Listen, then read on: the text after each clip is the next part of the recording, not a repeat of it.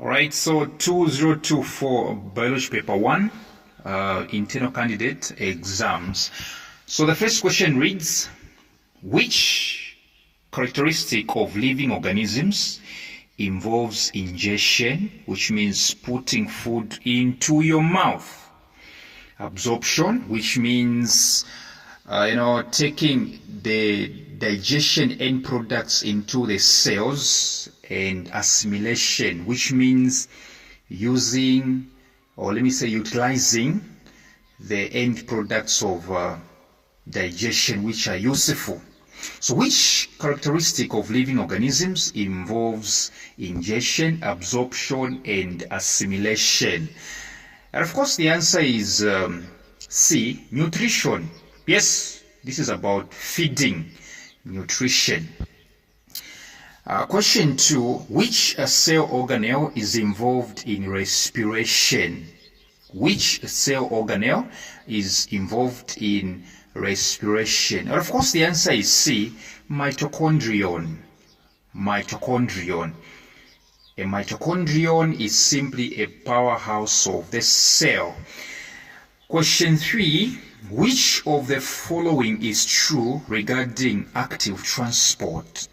Which of the following is true regarding active transport? And of course the answer is C again.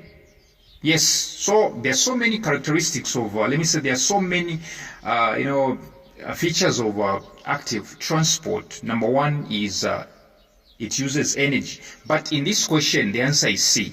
Because during active transport, particles, materials travel against gravity. All right? They travel against the concentration gradient.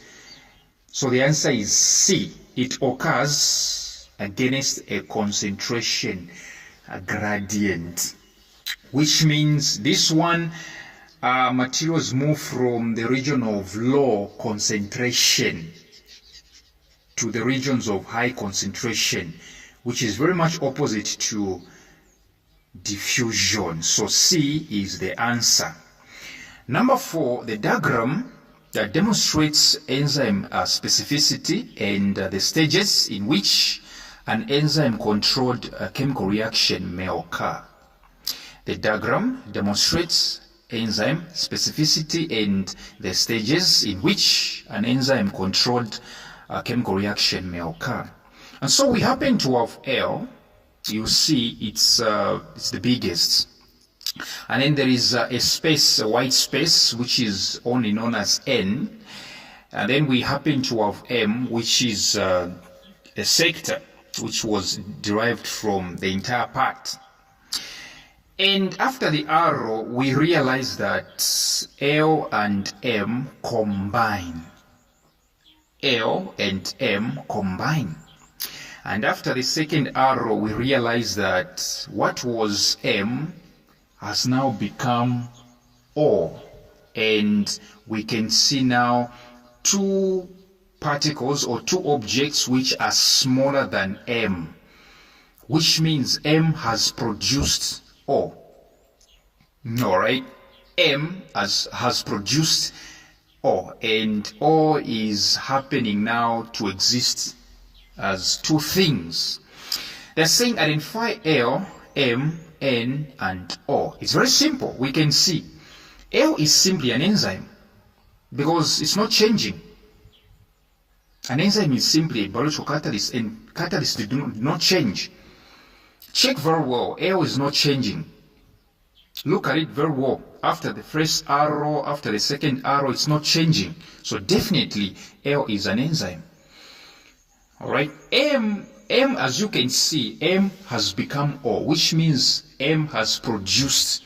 So M is a substrate. It's a food upon which the enzyme L was working on. And you look at N very well. N was the space, and after the combination between L and M, N disappeared. N was simply an active site. An active site. All right? The part of an enzyme that works An enzyme doesn't work as in the entire thing. There is a part of an enzyme which works. This part is called active site. So N is definitely active site. Then, as we can see, O was a product of M. So definitely O are products. And of course the answer is A. The answer is A. L, enzyme, M, substrate, N, active site or products. Number 5, which of the following is not a good source of lipids? Which of the following is not a good source of lipids? Here the answer is caterpillars. Yes, C is the answer. Avocado is a good source. Castor seeds, good source. Cheese, I think we know cheese brings out lipids, fats. So definitely caterpillars. Caterpillars are a combination. Actually, they've got two things actually. They are rich in proteins, yes. Yeah, but they are not good sources. They are sources, but they are not good sources of lipids. Yes. Number 6, which of the following food nutrients promotes peristalsis? Which of the following food nutrients promotes peristalsis? Those of you who don't know the meaning of the word peristalsis, peristalsis is simply the wave-like motion of food in the alimentary canal or the gut. And this movement is caused by the contraction and relaxation of antagonistic muscles, which means it is caused by circular and longitudinal muscles. Collectively, they are called antagonistic muscles. You come from our substitutions, you learn more, because here we're just going through this paper. So they are saying which of the following promotes peristalsis, which means which of the following promotes this wave-like motion.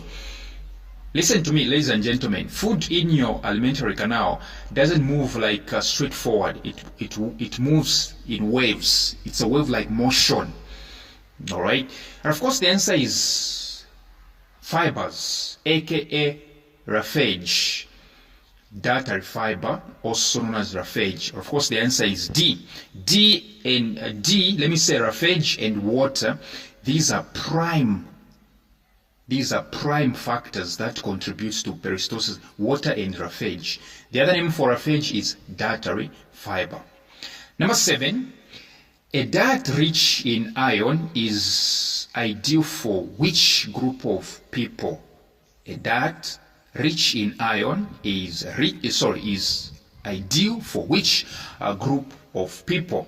And of course, children and women, but pregnant women, because you know what? Iron promotes, blood. And you know, women who are pregnant, they need a lot of blood. Yes. Yeah, they need a lot of blood because while giving birth, they release a lot of blood. So the answer is B. Number 8, the diagram shows a part of a leaf. The diagram shows a part of a leaf. And so we happen to have the labels A, which is epidermal cells. A is an epidermal cell, which means that lining that you're able to see there onto the horizontal lining is called upper epidermis. B, you can see B is a palisade cell.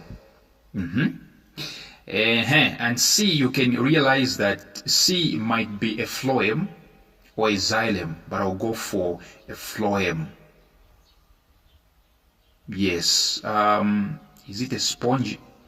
If there is air space, then it's a sponge. Yeah, it's a spongy cell. If there's air spaces in between, it's a spongy cell. Yeah, phloem and xylem are those which look like sugarcane. Yes. And D, if you check very well, it's D is actually is having let me say D is in the lower epidermis, and you check very well. After D, there is a space, and then there is another cell which looks like D. So D is definitely guard cell. But the question is saying which part shows epidermal cells? Well, of course, the answer is A. Yes, upper epidermis. D, which are guard cells, all right, or a guard cell, D is also part of epidermal cell, lower epidermal cell. You know, we have two types of epidermis, upper and lower, but D is a guard cell. So A is carrying more weight. I'm saying D, which is a guard cell, is also part of the lower epidermis, which means it's part of the epidermal cells. But you check very well, it's a guard cell, it has got a name. A is actually carrying more weight. Yes. The answer is A. Number 9, which, listen, I'm trying to reason with you, because when you're dealing with multiple choice, you need to have that ability, the ability to elimination method. Yes. Number 9, which of the following is an example of an organism which carries out saprophytic nutrition? Which of the following is an example of an organism which carries out saprophytic nutrition? And of course the answer is C, a rhizopus. Yes, a rhizopus. The topic we're doing with my students on WhatsApp.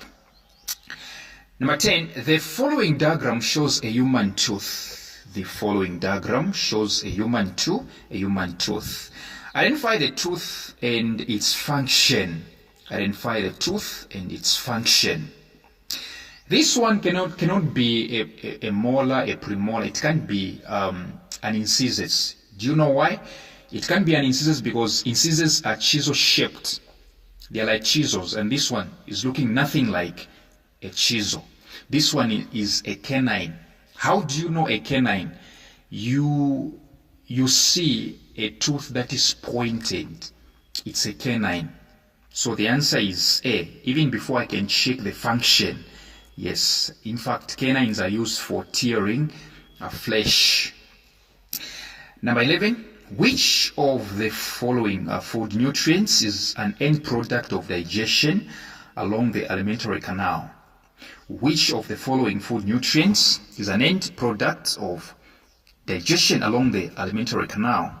We happen to have amino acids, B, cellulose, C, fats, D, proteins. And of course, the answer is A, amino acids. Amino acids are end products of proteins.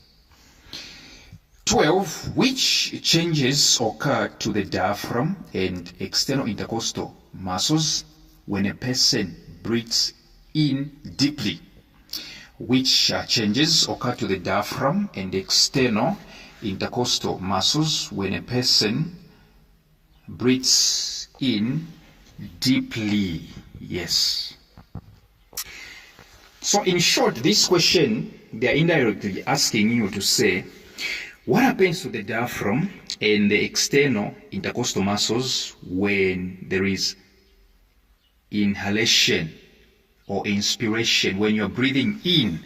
But of course, the answer, both of them actually, they contract. The diaphragm and the external intercostal muscles, they contract, both of them. So where we have contracts is the answer. But of course, the answer is A. Number 13, which of the following is the correct word equation for anaerobic respiration in man? Which of the following is the correct word equation for anaerobic respiration in man? But of course, the answer is D. Glucose will give out lactic acid and energy. Now 14, which of the following can help to reduce the causes of stigma? The word stigma means, okay, let me just use the word, the street language, the language that everyone will understand. Stigma means laughing. You're laughing at somebody's predicament. Somebody's sick, you're laughing at them. Somebody's in a certain predicament and you're making fun of them. Which of the following can help to reduce the causes of laughing or mocking or making fun of the people living with human immunodeficiency virus, which is HIV, and acquired immunodeficiency syndrome, which is AIDS? In short, how can we reduce the behavior of people laughing or making fun of people living with HIV and AIDS? And of course, the answer is not A. The answer is D. Sensitization. We have to sensitize people. All right? A is not the answer, because counseling and testing, which people are we going to be testing? Is it those that are laughing at people that are suffering from HIV and AIDS? Why should we test them? Why should we go against their will? And which ones are we going to test? Are we going to test the people that are already suffering, the people who already know that they are suffering from HIV and AIDS? So the answer is D, sensitization. People have to be sensitized, all right, that people living with HIV and AIDS are also people. The answer is D. 15. The following diagram shows the tissues in a section of the root of a green plant. The following diagram shows the tissues in a section of the root of a green plant. We do happen to have the labels 1, which is definitely epidermis, 2, which is definitely putting 3 in the middle. Have you seen that 2? We have 2. Actually, we have 2 here, and 2, realize that is happening as 4 things. And in the middle we have the star, and this star is 3. So 1 is epidermis, 2 is phloem, 3 is xylem. You see a star, all right? You see a star in a root. That's a xylem. Be very careful of the grade 11 book. I've seen they have made a mistake when it comes to labels in the Zambia's textbook, grade 11, on transport in plants. They have interchanged. They have swapped. They have labeled xylem as phloem and phloem as xylem. So be very careful.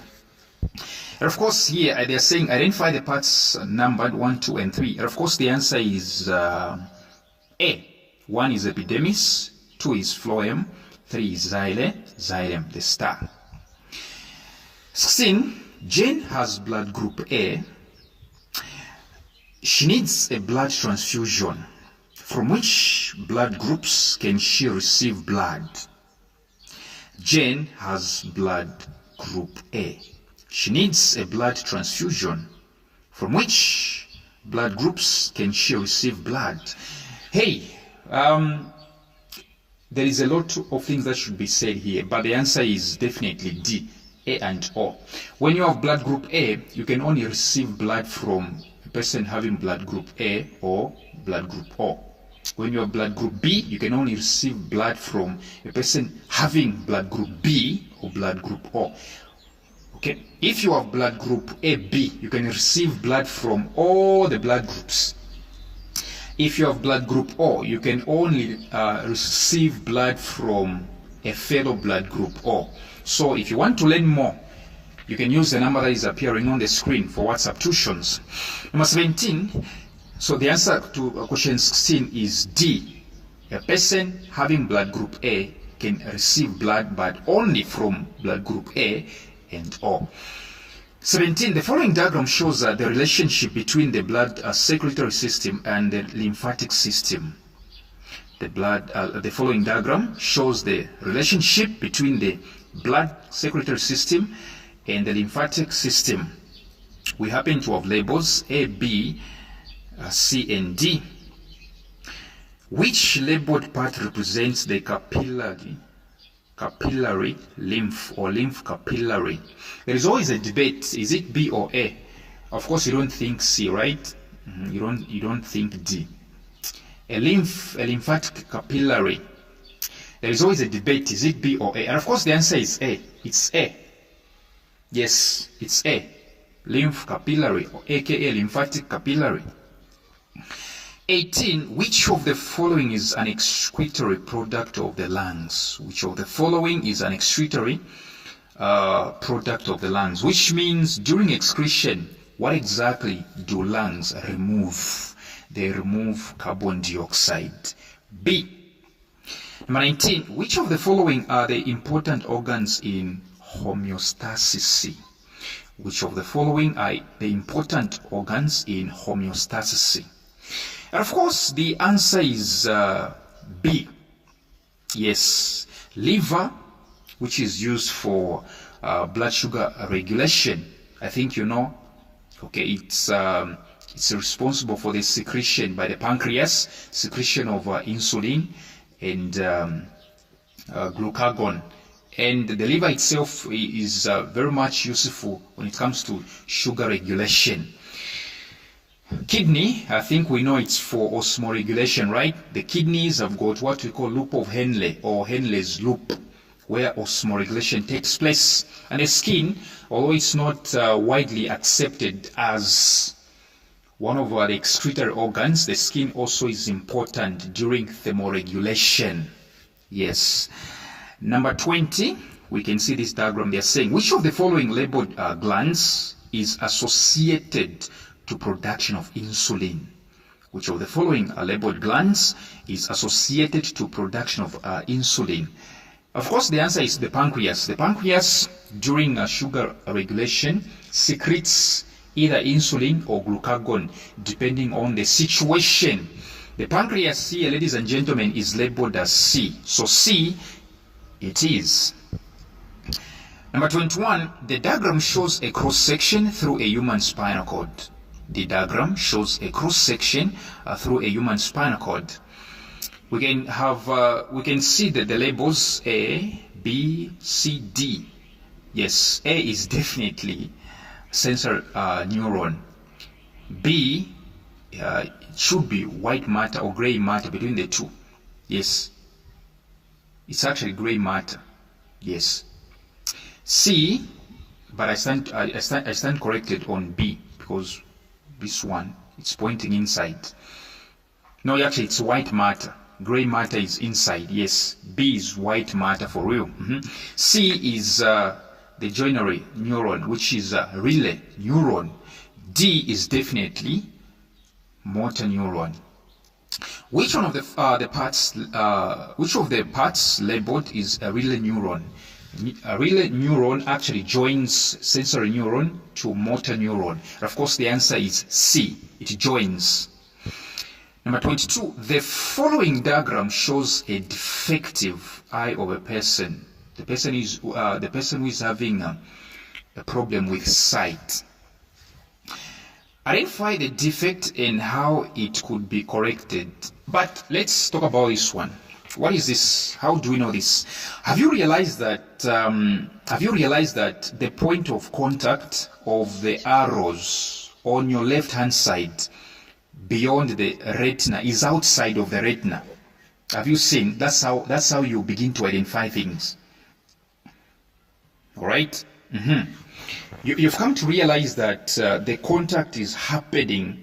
The contact is happening outside. Right? Outside. So what do you call this type of defect? Right? What exactly do you call this type of defect? What exactly do we call this type of defect, whereby the contact point, the point of contact is outside of the retina? What do we call this one? This one is called hypermetropia. This one is called hypermetropia. Hypermetropia, which means you are able to see clearly when things are far off, but you're not able to see clearly when things are near, which means you have a blurred vision. You can see things blurry when they are nearby. All right? But when they are far, you can see things properly, clearly. So that's called hypermetropia. Yes. So according to the multiple choice, the defect is long sight. All right? The defect is what? Long sight. Isn't it? If you're able to see things, if you're able to see things which are far off, you're able to see things which are far off clearly.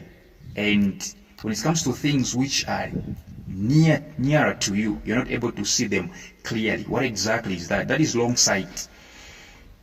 So how do you correct it? Use what we call convex lens. Yes. Convex lens.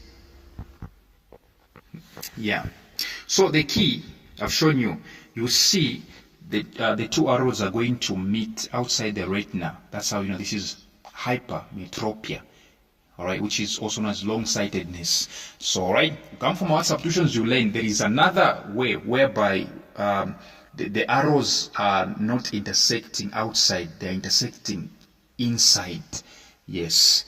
So here the answer is definitely B. Number 23, the bones of the skull, ribs, sternum, and vertebral column form up the dash. The bones of the skull, ribs, sternum, and vertebral column form up the dash. And of course, the answer is B. They even mistook the spelling. It's supposed to be A-X-I-A-L, axial, skeleton. The answer is B. Number 24, the diagram shows a plant shoot and invertebrates in relation to their response to a stimulus. The diagram shows a plant shoot and invertebrates in relation to their response to a stimulus. And so we have this plant shoot, which is receiving light, and we can see the direction of light. We also happen to have the invertebrates. Take, for instance, cockroaches. All right, or are those belly birds? You call them birds or bugs, something like that. So they are in some sort of a pipe, and they have closed the pipe with damp cotton wool. And then on the far right-hand side, they have covered the invertebrates with the black cover. And then they have left a certain opening for the light to penetrate. And you realize that the invertebrates have run. All right, they have run, okay, to the black cover, which means they are scared of the light. It's very much possible to realize that maybe initially they were even at the point where the light is, but because they are scared of light, all right, they respond negatively to light, so they ran from the light. All right, they ran from the light to seek shelter from light. So the question is, which responses are being shown by these organisms? Which responses are being shown by these organisms? Plant shoot, since it's growing towards light, it's positive. It's showing positive phototropism. Yes, growing towards light is called phototropism. But when it comes to invertebrates, they are running away from light. They are running away from light, so it's called negative phototaxis. Of course, the answer is D. 25. Which of the following differentiated cells is thickened with lignin and provide support to the stem of plants? Which of the following differentiated cells is thickened and with lignin and provides support to the stem of plants? And of course, the answer is D. Sclerenchyma, like something like sclerenchyma. D is the answer. 26. The diagram shows a type of germination. Diagram shows type of germination. As we can see something like a bean seed, right? Germinating, right? And the bean seed falls under what we call dicots, dicotyledonous seeds. Why do we call it dicotyledonous seeds? We call it dicotyledonous seeds. Reason being, bean seeds have got 2 cotyledons. All right? You can even dissect a seed, a bean seed, into 2. So when you see a bean seed, a groundnut, just know it's apigeal germination. So they are saying which type of germination is shown in the diagram and why? Which type of germination is shown in the diagram and why? So this one is not hypogeo, right? This is not hypogeo. Do you know why? It's not hypogeo because this is not a maize seed. If I told they brought a maize seed, you would have said hypogeo, but this is apigeo germination. So the answers are A and B. That's where we're going to choose from. But why? So the answer is A. It's epigee because cotyledons are carried above the ground. It's epigee because cotyledons are carried above ground. 27. What type of asexual reproduction occurs in yeasts? What type of asexual reproduction occurs in yeasts? Of course, the answer is budding, which is B. Budding. 28. The following diagram represents one of the methods of natural propagation.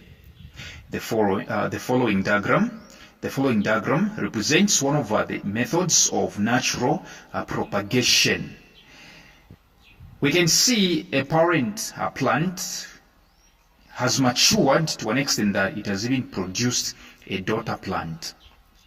Which method of natural propagation is shown in the diagram? Which method of natural propagation is shown in the diagram? And of course, the answer is a runner. The answer is C, runner. The diagram shows a generalized structure of a flower. The diagram shows a generalized structure of a flower. Identify the part labeled X. Do we think X is anther? Is it a filament? Is it a sepal? Is it a stigma? I would love to think this is a stigma. Yes, it's part of a female part. You can't tell me this is an anther. No. This is very much stigma. Stigma is simply the end part of the pistil, which are both female parts. All right? And so the answer is D. The answer is D. 30. The following diagram shows the structure of an insect, a pollinated flower.